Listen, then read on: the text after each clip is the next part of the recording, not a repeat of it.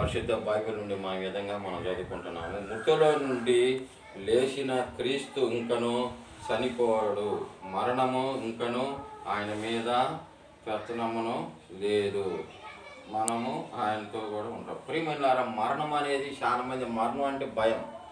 మరణం అని ఈ లోకంలో ప్రతి ఒక్కరికి మరణించాల్సిందే, కానీ ఈ యేసుక్రీస్తు ఇక్కడ ఏం చేసినట్టే మరణం అనేది ఇక్కడ లేకుండా చేసి ఉండు. ప్రియమైన వాళ్ళారు, ఇక్కడ చూసినట్టే మృతుల నుండి లేచిన క్రీస్తు ఇంకా మరణం అనేది లేదు, ఇంకా చనిపోవటం అనేది లేదు. ప్రియమైనరా, అందుకని ఆయన లేచిన దేవుడు కనుక, ఆయన సృష్టికర్త అయిన దేవుడు కనుక మనల్ని కూడా ఏం చేస్తాడంటే లేపుతాడు.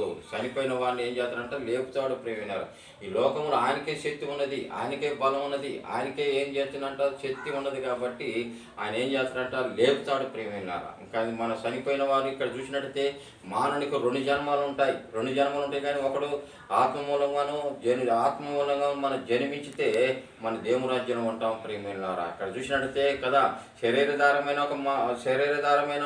మరణం ఒకటి, ఆత్మ సంబంధమైన మరణం ఒకటి. కాబట్టి లోకములో శరీరధారికి అందరూ మరణిస్తారు, కానీ ఆత్మ సంబంధమైన వారిగా మళ్ళీ కొంతమంది ఏం చేస్తారంటే బతుకుతూ ఉంటారు. ఎవరు బతుకుతారంటే ఎవరైతే యేసు రక్తంలో కడగబడుతూ ఉంటారో, ఎవరైతే యేసుని నమ్ముకొని జీవిస్తూ ఉంటారో, ఎవరైతే యేసు ప్రభువు మీద ఆయన మీద నమ్ముకొని జీవిస్తూ ఉంటారో వాళ్ళే పరలోక రాజ్యానికి వెళ్తారు. వాళ్ళే తిరిగి ఏం చేస్తారంటే లేస్తారు. ప్రేమ లేపుతాడు ఆయన. ఆయన అంటున్నా, నేనే పునరుత్థానమును జీవమును కదా మార్గమును నేనే, కాబట్టి నా యందు విశ్వాసం ఉంచిన వాడు చనిపోయినా కూడా బతుకుతాడు అంటున్న. ప్రియమైనరా, మనం మానవుడు బతకాలని చాలా ఆశ ఉంటుంది, కానీ ఇక్కడ నా మీద విశ్వాసం ఉంచిన వాడు చనిపోయినా బతుకుతాడు అంటుండ. ప్రియమైనరా, మనం చనిపోయినా కూడా ఏం చేస్తామంటే బతుకుతాం.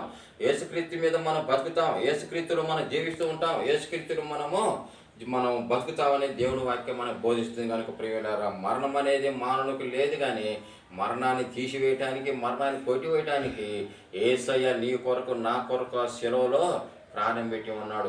ఆ శిలువలో మన కొరకు బలి అయిపోయి ఉన్నాడు. కాబట్టి ఎవరు కూడా మరణించడం దేవునికి ఇష్టం లేదు. కాబట్టి ఎవరు కూడా పాపంలో చనిపోవడం దేవునికి ఇష్టం లేదు. కాబట్టి అందరు కూడా అంతటా మారు మనసు పొందాలని దేవుని ఆశ, దేవుని కోరిక.